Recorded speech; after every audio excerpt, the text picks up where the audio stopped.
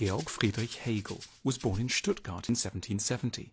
Intellectually he was adventurous, but in externals respectable, conventional, and proud of it.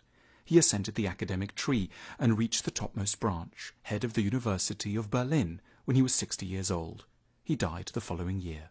Hegel wrote some very long and very famous books, among them The Phenomenology of Spirit, The Science of Logic, and Elements of the Philosophy of Right. But, we'll be frank, he wrote horribly. His work is confusing and complicated when it should be clear and direct.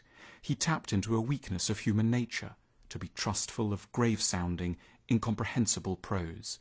This has made philosophy much weaker in the world than it should be, and it's made it much harder for us to hear the valuable things that Hegel has to say to us, amongst which a small number of lessons stand out. Firstly, important parts of ourselves can be found in history. In Hegel's day, a standard European way of looking at the past was to consider it as primitive and to feel proud of how much progress had been made to get us to the modern age. But in his book, The Phenomenology of Spirit, published in 1807, Hegel argued that every era can be looked at as a repository of a particular kind of wisdom. This means we need to go back in time to rescue things which have gone missing. So, for example, we might need to mine the history of ancient Greece to fully grasp the idea of what community can be, something which has been lost in the modern age. Or the Middle Ages can teach us, as no other era can, about the role of honour, even if this period featured appalling attitudes to children or the rights of women. Progress is never linear, Hegel tells us. There is wisdom at every stage, which, says Hegel, points us to the task of the historian. To be a historian is to be someone who should rescue from the past those ideas that are most needed to compensate for the blind spots of the present. Secondly, learn from ideas you dislike. Hegel was a great believer in learning from one's intellectual enemies, from points of view we disagree with or that feel alien. That's because he held that bits of the truth are always getting scattered even in unappealing or peculiar places, and we should dig them out by asking always what sliver of sense and reason might be contained in otherwise frightening or foreign phenomena. Nationalism, for instance, has had many terrible manifestations, even in Hegel's day. But Hegel's move was to ask what underlying good idea or important need might be hiding within the bloody history of nationalism. He proposed that it's the need for people to feel proud of where they come from, to identify with something beyond merely their own achievements, and to anchor their identities beyond the ego.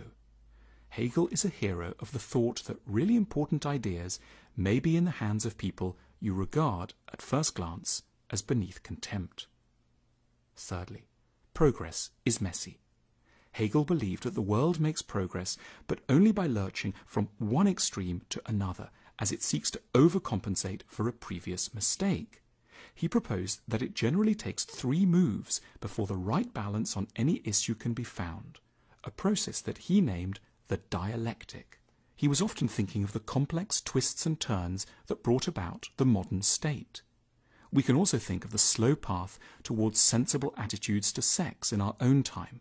The Victorians imposed too much repression, yet the 1960s may have turned out to be too liberal. It might only be by the 2020s that we'll find the right balance between extremes. All this can seem the most appalling waste of time, but Hegel insists that the painful stepping from error to error is inevitable, something we must expect and reconcile ourselves to when planning our lives or contemplating history books. And sometimes, in this process of moving from error to error, we will find a new solution that manages to synthesize the good qualities of the previous solutions to make something really new and different and better. 4. Art has a purpose. Hegel vigorously rejected the idea of art for art's sake. Painting, music, architecture, literature, and design all have a major job to do. We need them so that important insights can become powerful and helpful in our lives. Art is, in Hegel's formulation, the sensuous presentation of ideas. Just knowing ideas often leaves us cold. For example, in theory, we believe that conflict in Syria is an important one. In practice, however, we just switch off. In principle, we know we should be more forgiving to our partners, but this abstract conviction gets forgotten at the least provocation. The point of art, Hegel realized, is not so much to come up with startlingly new or strange ideas, but to take the good, helpful, important thoughts we already think we know and make them stick more imaginatively in our minds. 5. We need new institutions. Hegel took a very positive view of institutions and of the power they can wield. This was a point Hegel made again and again in different ways. For ideas to be active and effective in the world, a lot more is needed than that ideas are simply correct. To make major truths powerful in society, they need employees and buildings and budgets and legal advisors. Institutions allow for the scale of time and power that big projects need to become effective in the world.